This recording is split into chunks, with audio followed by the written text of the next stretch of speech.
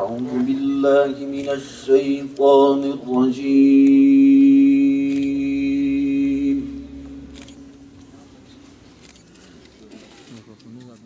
بسم الله الرحمن الرحيم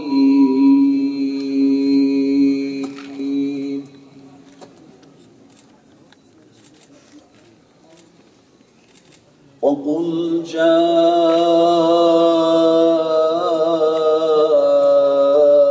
الحق وزهق الباطل.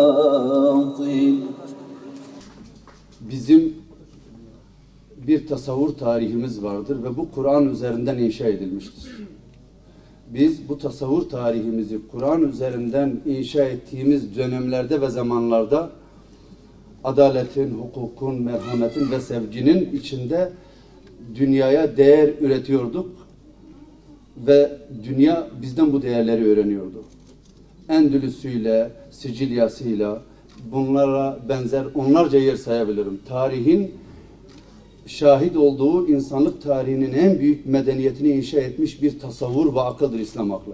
İnsanın insana tahakkümünü ortadan kaldıran, bir ırkın başka bir tahakkümünü ortadan kaldıran, bir grubun başka bir gruba tahakkümünü ortadan kaldıran ve tahakküm anlayışını yerle bir eden Kur'an-ı Kerim'dir. Ve biz bugün burada Kur'an-ı Kerim'in asırlar boyunca yazılmış olan nadide örneklerini göreceğiz.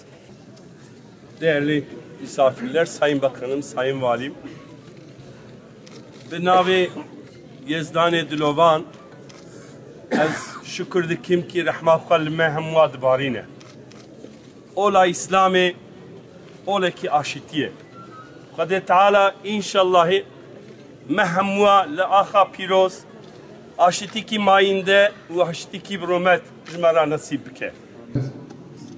Bismillahirrahmanirrahim. Hayırlı uğurlu olsun.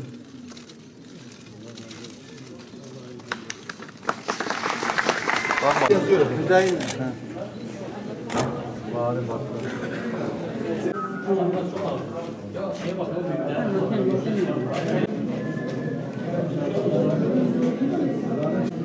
İyi. Özellikle böyle. İyi. Gerçekten. Evet, bunlara şimdi kalmasın. Ama bir şey olsun. Burada flash patlasan var ya sen. Flash Gelemediler ya. O ayet kalmadı.